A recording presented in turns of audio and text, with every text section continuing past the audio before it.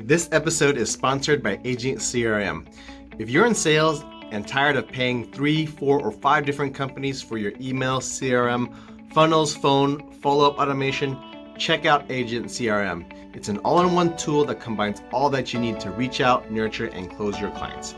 They've got weekly support calls so you can get up and running in no time. Get a free 14-day trial by going to the link below in the show notes.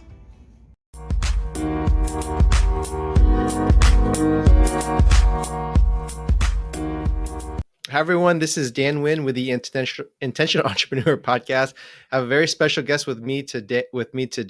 He is the author of Strategic Narrative, a simple method that business leaders can use to help everyone understand their business and get behind and believe in it. His company, MetaHelm, guides CEOs, founders, and leadership teams of professional services firms to gain focus and traction so they can build a successful business that they also love. I do want to welcome to the show, Guillaume Wiatr. Hey, Dan, it's a pleasure to be here. So my name is Wiatr.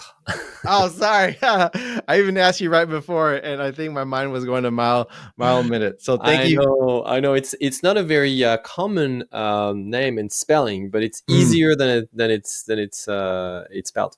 Now, is that a long or historical French? Because I know you're a French native. Is that a traditionally French name as well?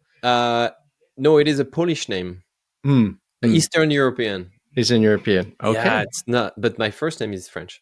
Okay, got it. Very good. Well, I'm very excited to have you on the show because I know you've worked with companies like Alaska Airlines, the Gates Foundation, and AIG, and so a lot of these Fortune 500 and large companies, and including the United States and French governments. So, do you want to tap into your experience and your insights? Yeah.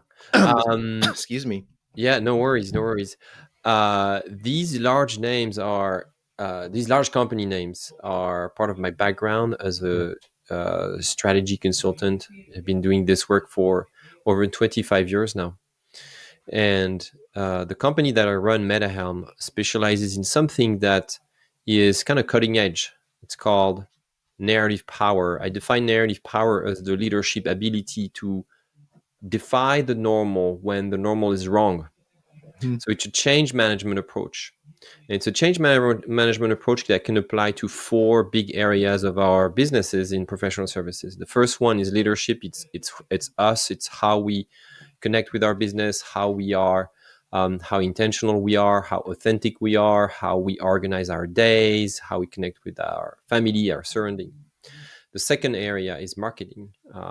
It's really it's critical, and that's typically, Dan, the first area that most people will think about when they hear the word narrative.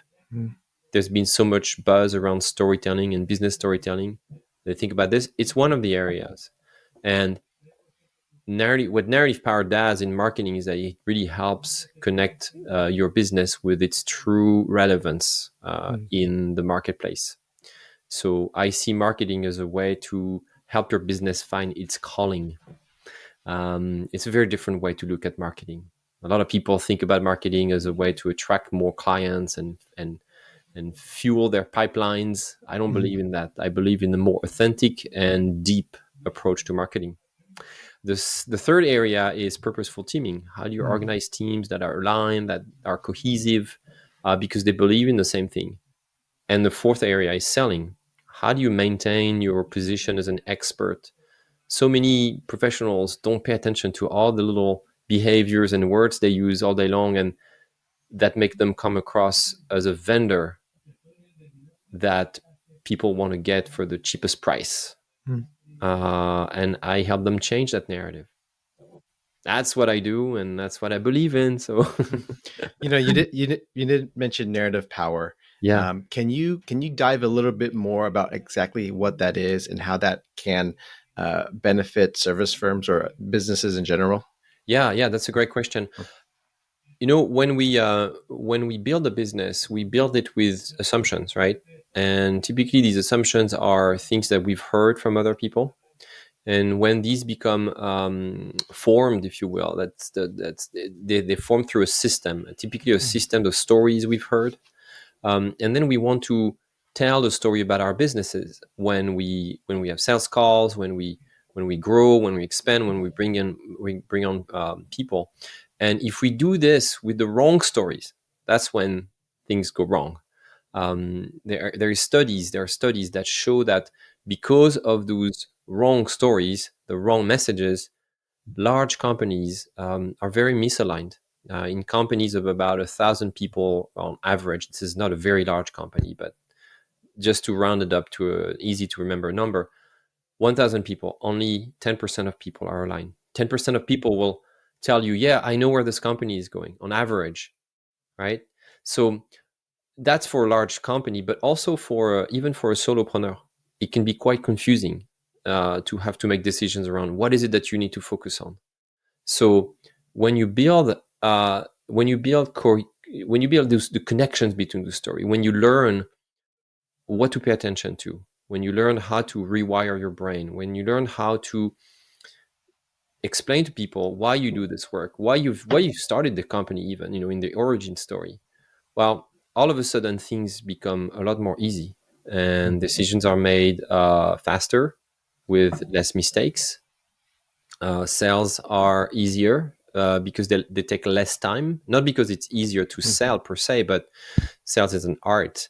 But sales become easier because you gain more clarity Mhm. and so forth. That is what I call narrative power. You talk about the solopreneur, and before we got on to the show, I watched your narration of your book. Mhm. And you had the examples of mod pizza, where there's one pizza at a time for societal change, and Mhm. there's the name escapes me, but he created the fun utility vehicle, right? Oh, It's Arkimoto, yeah, Archimoto. Mark von Yeah. Meyer, yeah. So, all of these people have very quote unquote sexy stories, right? But Uh-huh. what about the business that just says, I just need to keep the lights on and put food on the table? Yeah. It's not a really great story. So how do people like that like then create their narrative power? Okay, so what you're referring to, Dan, is two kinds of companies. Just to make it Mm-hmm. very simple for people who will listen to us. Um, the people I refer to in our companies, in my book, Mark von Meyer from Arkimoto, there's Blair End from Win Without Pitching, and the founder of Mod Pizza here in the US. Mm-hmm. They created what I call transformative companies, companies that are designed to change something either in the community or in the market or in the industry. They look after typically after a societal change, positive societal change. So these people are change makers, right? So these people are going to be the people who will need the most narrative power, because what they do is that they start something that is a bit against the grain. It's against common wisdom. It's against typically what most people think in their market. For instance, when Blair End started, he's on his own and he's telling the creative industry, guys, hey, stop pitching your services for free. And he says this 15 or 20 years ago, when this is it's the standard, everyone pitches for free. And he will go on to demonstrate that pitching for free actually create bad relationships from the get-go that are very hard to change later, right? So these are the companies who are transformative companies will need narrative power essentially for positioning purposes. They will go against the grain, like I said. They will drive change at the market level. The second kind of organization you're referring to, I call optimizers. They're not there to change any major practices. They're actually here to make what already exists run better. So I know you're an attorney, then, and if you can think about something that you want to carry on in your work, like you're not gonna, especially you can't change the law, right? And even your Mhm. processes have to follow best practices. Mhm. But I'm pretty sure, and I've never talked about this, just so people know. So we're not faking anything here, but I'm pretty sure you can think of things that attorneys should do better and Mm. optimize. Am I right? Correct. Okay, cool. And you may tell me, hey, Guillaume, I'm actually my practice is very transformative. I have this idea to completely change the way we do attorney work. But let's assume that's not you. You're in the optimizer category.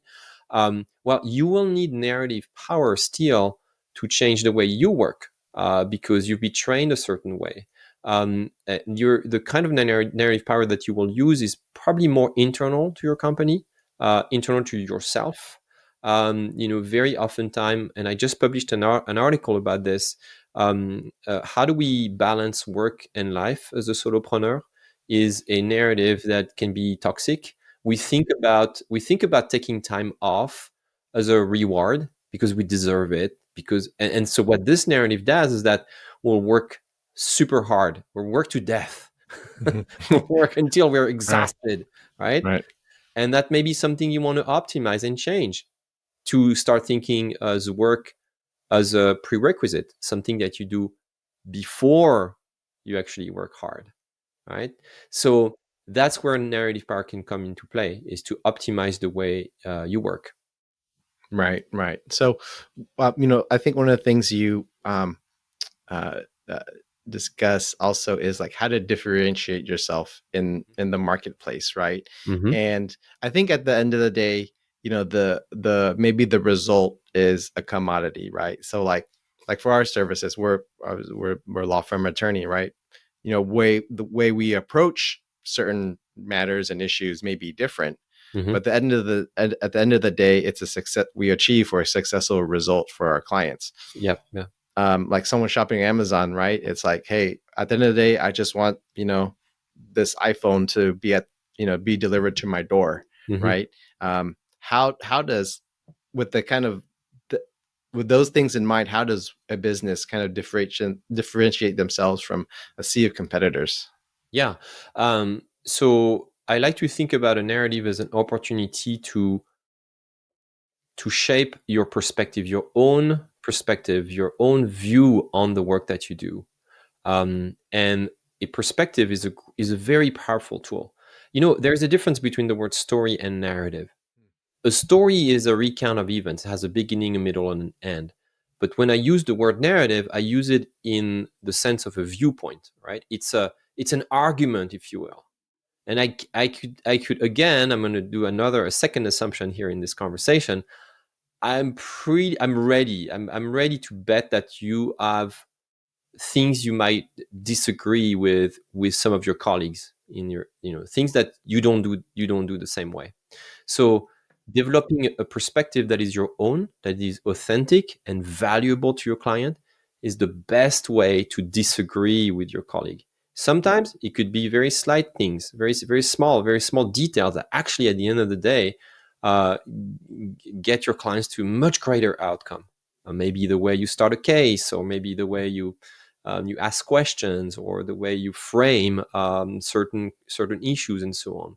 So think about a narrative as something that helps you disagree with your competitors and helps your client choose you, because they see in the work that you do that, hey, you've got this different language, you've got this different approach. Like, I noticed that, let's imagine I'm one of your clients. I would say after the first meeting, for instance, hey, I noticed that the way you talked to me, you greeted me, the way you walk me through your process is different.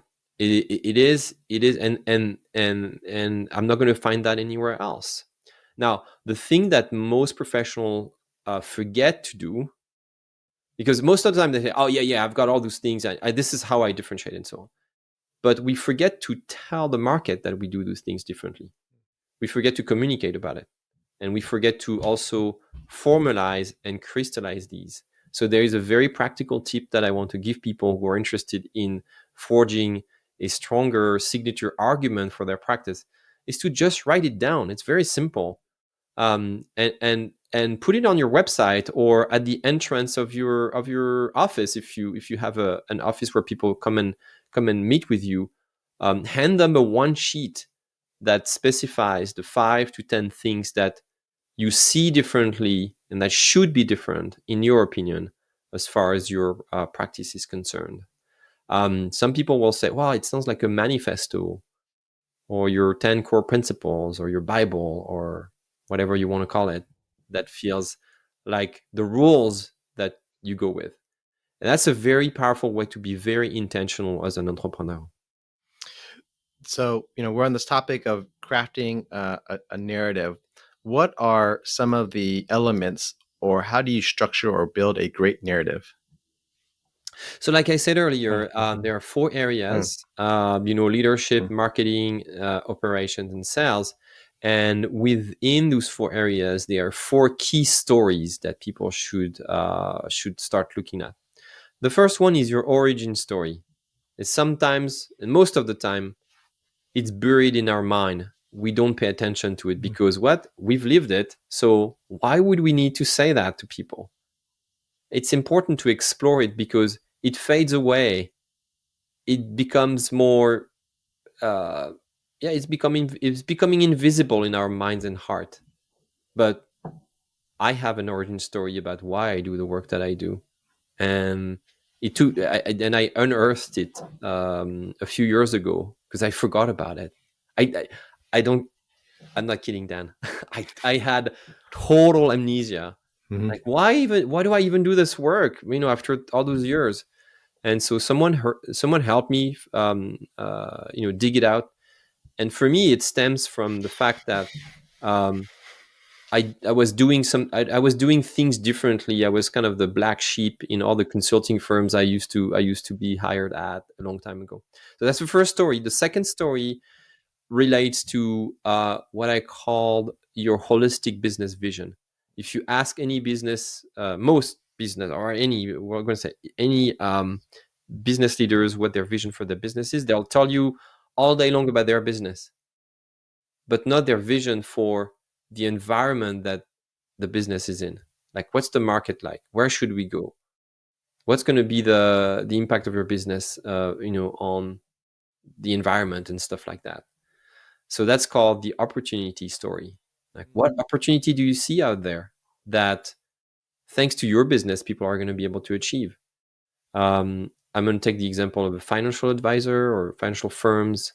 Maybe it's like a legacy that you leave, behind you, or financial peace, or investment strategies that will have a ripple effect on the way we do certain things on this planet. That's the opportunity story. The third one is the perspective story, I'm just going to be quick here because I just touched a bit on it, before. It's really about what is it that you agree with and what is it that you disagree with. Right? What's your unique opinion on the work that you do? And the first one is what I call your product story. The product story is critical because it is the way that your client sees themselves into the transformation that you're offering to them. So I have a few trademarks. I'm gonna try to find an example from your domain, Dan. And I got a few trademarks. I've got, mhm, I've got copyrighted materials, and uh, for me, the transformation, what I seek, when I work with my attorney, is peace of mind. This is definitely a domain that I barely understand. Like most people, you have to be very qualified, very expert. So I seek peace of mind. I also seek a clarity of information. I want mm, to understand. I'm a learner. I seek transparency. And I also seek advice that is strategic advice. Like, how will this help me grow over time? How will this have the impact that I want to have with other professional services firm? So the product story, I use the term product because it's kind of a standard term, but it's a mhm, service story in our case, in this case, or yeah, professional service story, has to be very, very clear from the get-go. And you need to craft it, and you need to be able to tell it and to really refer to it as soon as you meet with a potential client. mm, Right? It's not about your business. It's not about how great is your business. It's not just about how long you've been in business and look at my shiny office and all the awards and diplomas. It's look, here is where you are today, and here is where I could take you, and that's the path we could take together, if you decide to work with me. Yep. You mentioned professional services and professional service providers. Um, I think both of us can probably say, hey, we run the gamut in terms of clients. Like, we have really fantastic clients that we just want to work with every day. And sometimes we'll get clients that, like, they're not their best clients. Why do you think, professional services struggle to get, like, A+ clients all the time? Well, we're not intentional enough with what is it that we want to do with our practices and who do we want to help. Once we have figured this out, it's much more easy to define, to see, and to avoid bad clients. The second aspect is there's a narrative that we should accept every work that comes through our door. Like, there is really, especially in the US, like, an opportunity is always golden. We have to accept it, because otherwise we are a loser. That's kind of that's what I call a narrative. It's the commonly accepted definition of something. And I disagree with this. I think it's actually your duty and your responsibility to identify as quickly as possible if your client is going to be a good fit, and if you're going to be able to add value to this client. The trick is that oftentimes, the reason why people don't do this is because they have financial cash flow problems. So if you have financial cash flow problems, of course it's going to be a lot harder to be picky. But the problem is that you may solve short term your cash flow issue, but you're going to create a bigger problem, which is, now I'm working with bad clients and I'm wasting a lot of time. It's not profitable, and I can't ask them for a referral because neither of us is happy, and so then it's like a snowball effect. So you have to stop that. You have to stop that narrative. You have to slowly slow down and say, okay, I'm going to really, really think twice, be more intentional, identify the characteristics of who is it that I want to work with exactly, and who is it that I don't want to work with. And from now on, I'm going to be super, super, I'm looking for the word. I'm going to be true to myself. Mm-hmm. I'm not going to lie myself. Yep. Right. So, Mm-hmm. this would be the process. And I'm not saying it's easy. It's easier said than done. But if you have not done that, grab a sheet of paper now and start identifying, if you've run into them, what makes an ideal client. And then you probably won't be surprised if I tell you, like, and then put it on your website, make it public. That way people avoid wasting time. Like, if they can see for themselves, and hand a sheet of paper to people and tell them, these are the characteristics of the people that find my work most valuable, most impactful, and I'll tell you mine. All my services are prepaid, so people have to be ready for this.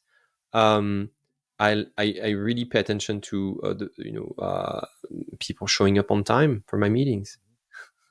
Have people taken some of my courses? Have they read my book? It's little details like that. But if I see that from the get-go, people are looking for the type of work that is not what I do, because they have not spent time researching exactly how I do this work, I will stop the conversation and I say, I think you need to think twice here, and really dig a little more. I don't want to waste your time or money. And my time is also valuable and could value another person. I mean, another tip here, and more for solopreneurs, but I think it's still valid for big firms, is how many clients can you serve at a given time? Mm-hmm. Mm-hmm.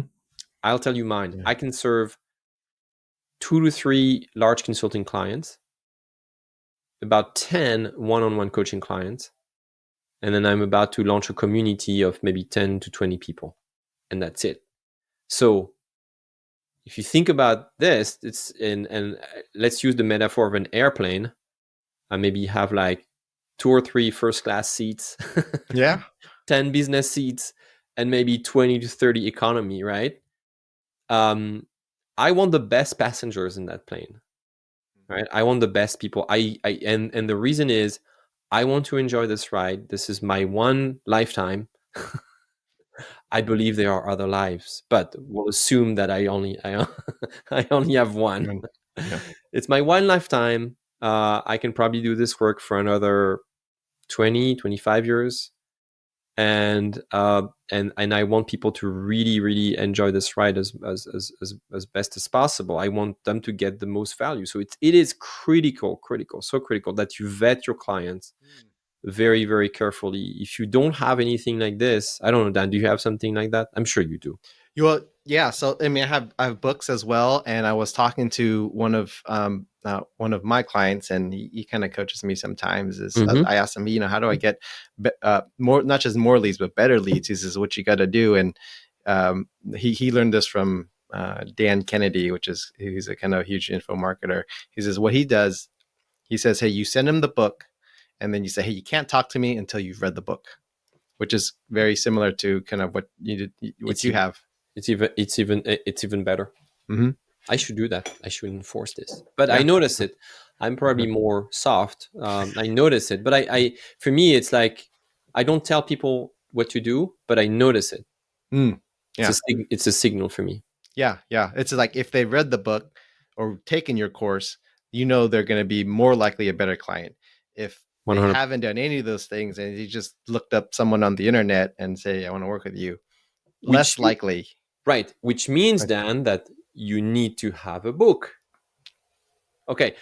Let's define what a book could be, because Mm. my book is only 2,000 words. It takes 13 minutes to read. So it's like, I mean, you've seen it. Yeah. I narrated it for people. So I wanted this time investment to be very low, because I Mm-hmm. don't want people to run into the excuse of, oh, I didn't have a chance. I mean, and I Mm-hmm. hear sometimes I heard that. I'm like, I busted back clients this way. Mm-hmm. They can say, hey, oh yeah, you send that link to your book, and I opened it, and yeah, I'll take the next 2 weeks to read it. It Mm-hmm. looks they're assuming it's very long. They have not even Yeah. looked at it. They have not. Yeah. They're lying to me.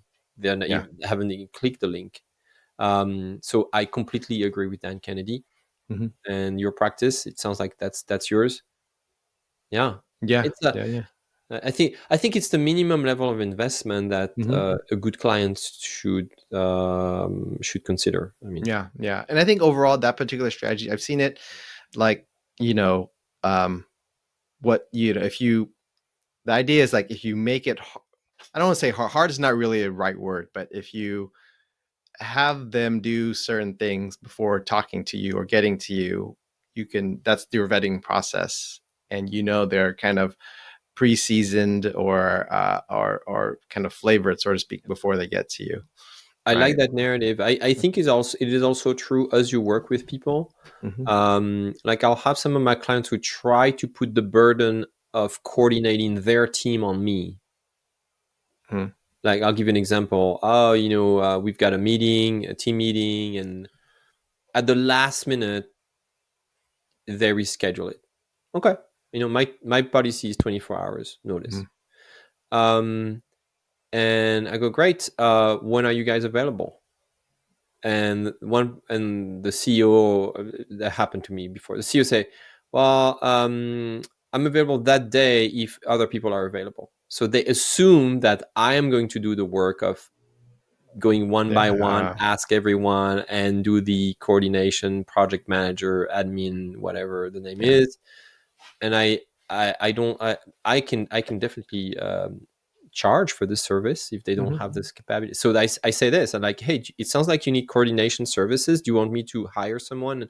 I can bring that person on if you'd like, but if you have someone, I recommend you tell me, you coordinate, Mm-hmm. and you tell me when you're available to reschedule. So it's detail, right? It's very, Yeah. very, Yeah. it's like super tactical. It's like super busy work. But when you handle these situations like this, you increase what I called, again, narrative power, Mm-hmm. which is the ability to defy what seems normal to your client. What seems normal in our industry is to do everything for your clients, to be like the saver of the world. Mm-hmm. But what is also super toxic for for businesses like ours, I have loads and loads and loads of other examples like that, where narrative power shows up in the tiniest detail. It's not, Mm-hmm. again, it's not just in your book or your marketing or your website. It's in the tiniest details like that. Mm-hmm. Mm-hmm. I think what you said is so poignant for especially professional service providers, right? It's you talk about tiny details. It's like texting you and calling on your cell phone after hours or on Mhm. weekends, right? Yep. It's Yep. like, okay, unless you're dying, right? That generally there's not that emergency that requires that type of like concierge type service. Um, Absolutely. Do you want some more examples, or do we have time for more? give Because me give me one more example, yeah, because yeah, this is sure. Yeah, this is kind of like there's scope creep, right? You're consulting, so about scope creep, right? of course. Yeah, Scope Creek is one. So Yeah, this is kind of like scope creep if you think about it. yeah. It is totally Scope Uh, Creek. uh, That's what we're uh, talking about. And uh, if you don't have the guts um, to handle it firmly but elegantly, mhm, then you're gonna be in a bad spot. yeah. It all starts with your mindset. It all Mhm, starts with the narrative inside, and that's why I included in my methodology what I call visionary leadership, because the vision as a leader starts within you, and it mhm, starts with it starts with the vision that you have about yourself. mhm, So it's likely that if you take calls um, when you don't, I'm not, by the way, I just want to make this clear. I don't think, I don't judge people who take calls on weekends if it's necessary. I mhm, do take calls on weekends sometimes if there is an urgent, situation. I'll define this problem as taking calls when you shouldn't be taking calls, mhm, right? mhm, You're with your family and you made a commitment or promise, and you know that this is not exactly urgent, but you're scared, and you will pick up the phone anyways. So some more examples. Another toxic. I'll use one around marketing. um, People think that they don't have time for marketing. They will hire somebody to delegate it, mhm, right? And they will therefore um, miss the huge opportunity to dig deeper into how they can make their business more resonant with their audience. Let me explain here. What I mean by resonance is really alignment between the values, what of your potential market, your potential clients, what they're really looking for, all of the hidden, unseen things, the things that people won't tell you. mhm, It's mhm, very, very hard to delegate and to ask somebody else to do it for you. So my recommendation is always to build a marketing system mhm, from the inside out. And people, when I say this, like, yeah, right, you want our CEO to start writing blog posts? I say yes, and they go, "You're crazy." you and I had this conversation with a firm that is about, as they're about 1,200 people. They do executive recruiting, and they're one of my clients. It was years ago, and I say, "Yeah, I want your CEO to start writing." And I'm like, okay, probably not the kind of writing you're thinking about, and not with the process you're thinking about. So let me explain. But I want this work to happen right now from the inside, from within, because otherwise we're gonna miss the truth. We're not. We're gonna circle around the elephant in the room here in the market. We need the most expert people, and typically the problem, they are also the most busy people. That's what the problem is, and they think of themselves as bad writers, and not having the communication, not always having the communication skills that is required to do marketing. All of that is because they have so many cliches in mind. Their narrative about marketing is just wrong. It needs to be completely rewired. So my recommendation is to start building authentic marketing, meaning what I call meaningful marketing, um, with your own hands, shape it little by little. I teach all of my clients how to do that, and I'm always so amazed and so impressed to see their results and to hear their feedback. One of my clients told me last week that he is as proud of his email list as his 5 children. So think about what kind of ownership this creates. Think about what kind of authenticity it creates. And when he meets new clients and he sends them one of his best articles, like think about what kind of conversation they can have after that. Like he has written this article himself. Okay, maybe he had somebody like me edit it, or now you can use Chat GPT to smartly not write it for you, but use Chat GPT, AI or other AI tools to help you be more creative and avoid typos and so on. But the core, 90% of the work was his. That is what I call narrative power. Yes, you have to sweat a little bit, but the equity is worth so much more, so much more. I mean, look at you, Dan. You are doing your own podcast, right? You're here today. You carved out time in your busy work, and that you're generating content that is hopefully meaningful, useful to people. So you're walking the path already. Right. Thank you very much. Yeah, it's something. Part of it is a passion project, but I get to talk to fantastic people like you with subject matter expertise, and both of us want to share the expertise, to a wider audience. Last question before we get into our rapid fire section. Let's do it. Some people think we're in an economy and we're in a session. So, entrepreneurship is like a roller coaster, up and down. So, how do you overcome these ups and downs with authenticity? So let me clarify here. What kind of ups and downs are you talking about exactly? Maybe it's I think most business owners experience revenue ups and downs Okay, due to the economy, or okay, due that's to I economy guess or other that's your question. circumstances. Yep. Yeah, I Yeah. guess that's your question, right? Yeah. Yeah.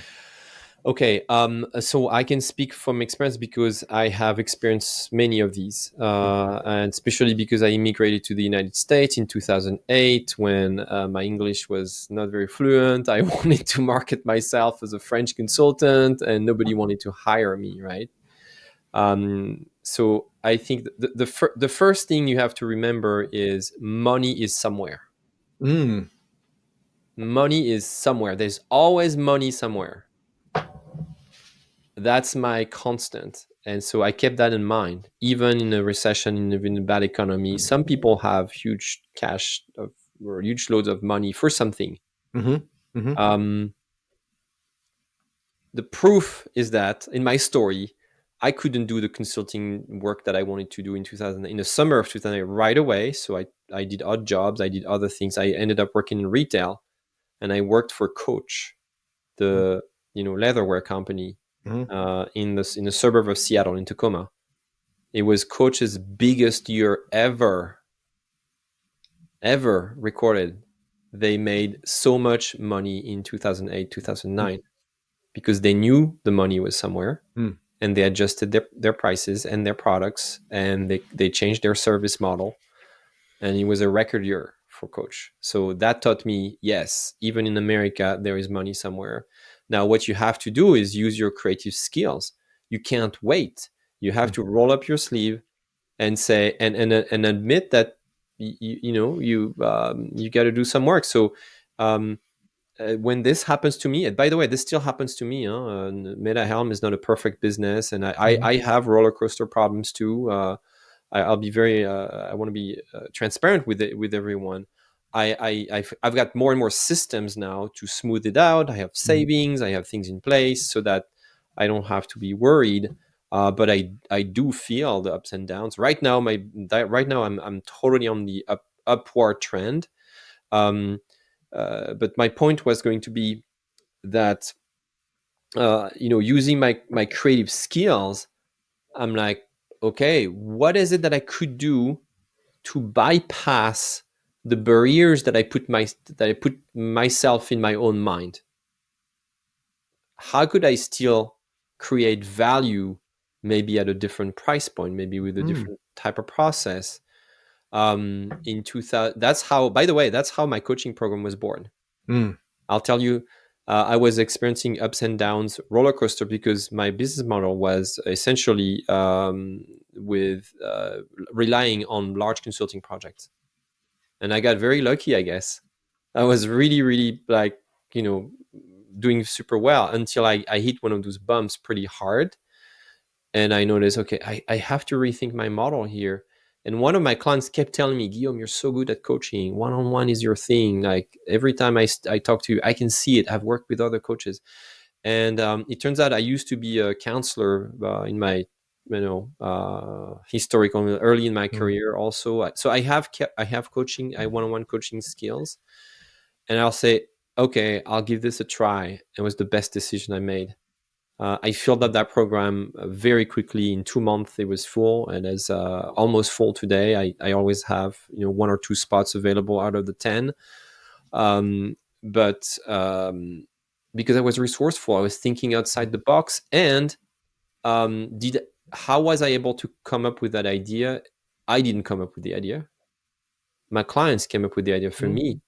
So what I would recommend to people who are experiencing it is open up, talk to your friends, talk to your colleagues, talk to peers, podcast host. If you've been a podcast guest before, talk to the host who welcomed you, or to anyone. Say, hey, here's what I'm running into.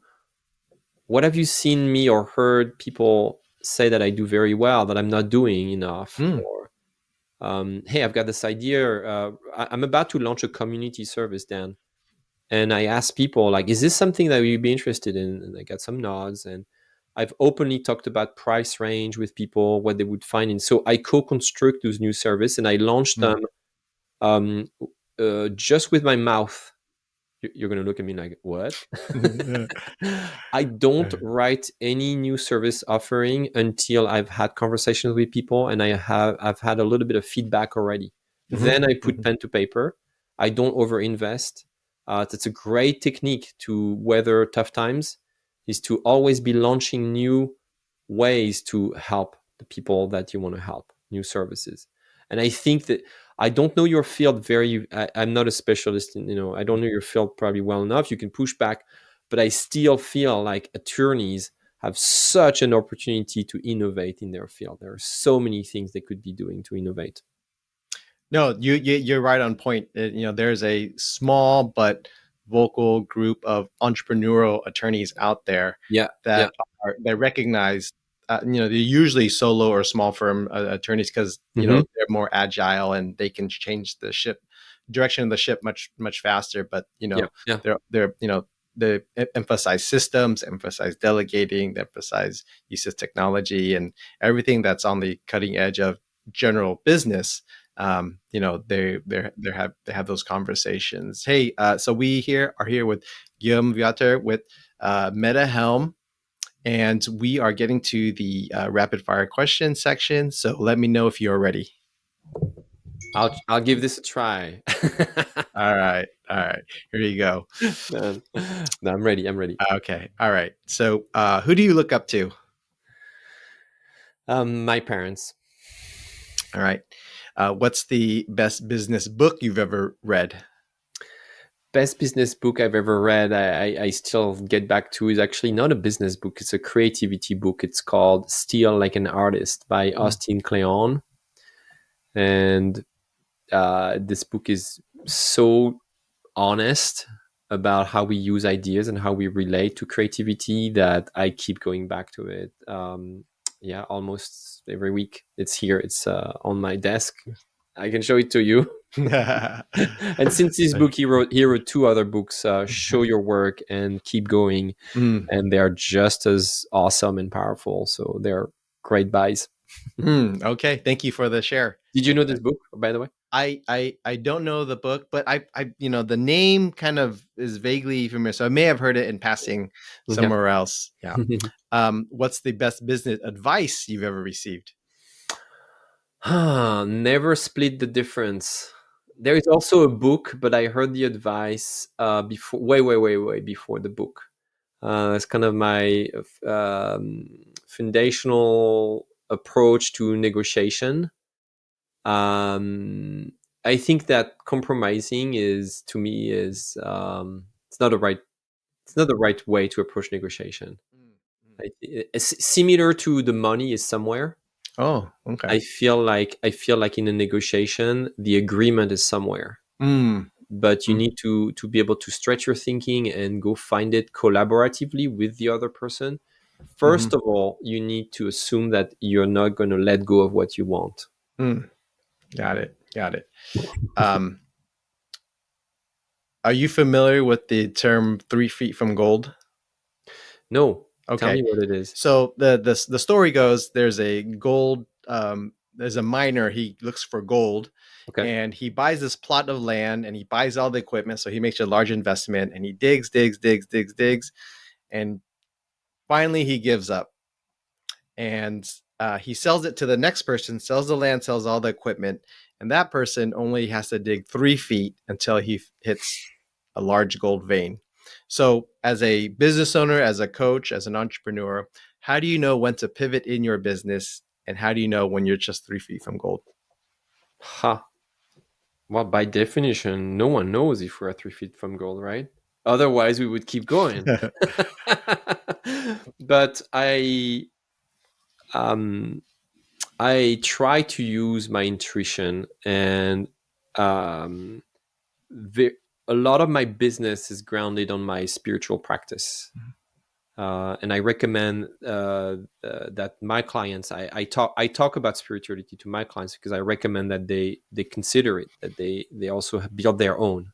Mhm. Um, to me, spirituality and religion are two different things. There is a Venn diagram, but you can look at them as, two different concepts. So I just wanted to mention that. But I ground myself multiple times a day, and I ask myself and I ask my guides, should I keep going or not? That's the Mhm. best I can do, Dan.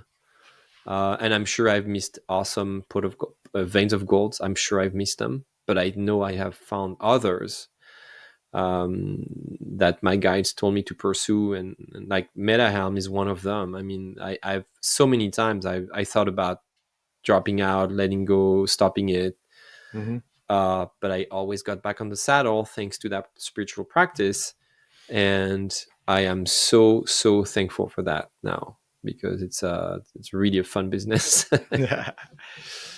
If you can do one thing over again, what would it be? So I traveled the world on a Navy ship as I was doing my military service in 1996 and 1997. So I was 23 at the time, and I was fortunate enough to travel on a ship to about 20 or 25 countries in 1 year. And so first of all, the exposure to the world. We mostly went to Middle East, Asia, Pacific, and a little bit of Africa as well. And I went to places that I would have never thought I would be. I don't know when I will ever go back to these places. That was a long time ago, right? That was almost 20, 30 years ago. I'm not very good at math in this interview, by the way. But anyways, traveling on a boat also is super special because you're not jet lag ever. You go from one time zone to the other super smoothly, and the fact that you're taking your time just makes you appreciate the world, the planet even more.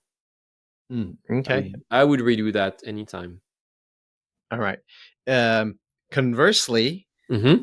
if there's something that you can do over again, maybe do differently or would not do, is there anything that in your life that uh, that comes to mind? So many. Are you kidding me? If you could just pick one. Just pick one. Yeah. It would be my relationship with schools. It was difficult. I am a neuro.